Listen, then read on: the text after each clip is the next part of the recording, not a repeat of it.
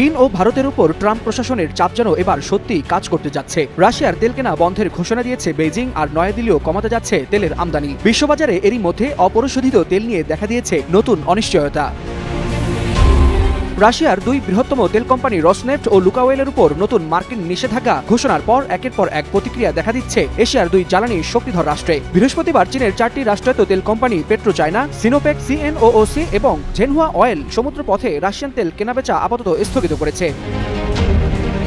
বিশ্লেষকরা বলছেন এটি কেবল বাণিজ্যিক নয়, বরং কূটনৈতিক এক ইঙ্গিত, আর তা হল ওয়াশিংটনের চাপের মুখে বেইজিংকে তার জ্বালানি নীতি পুনর্বিবেচনা করতে হচ্ছে।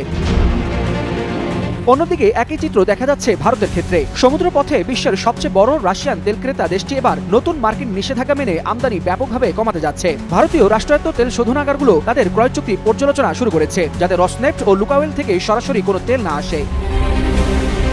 অর্থনৈতিক বিশ্লেষকরা বলছেন রাশিয়ার জন্য এটি বড় ধাক্কা, কারণ বেইজিং ও নয়াদিল্লি দুই প্রধান ক্রেতার চাহিদা একসঙ্গে কমে গেলে মস্কোর তেল রাজস্বে বড় ধরনের ঘাটতি দেখা দিতে পারে। এর ফলে মধ্যপ্রাচ্য, আফ্রিকা ও ল্যাটিন আমেরিকার তেলের উপর নির্ভরতা আরও বাড়বে, যা বৈশ্বিক বাজারে তেলের দামে সৃষ্টি করবে বাড়তি চাপ।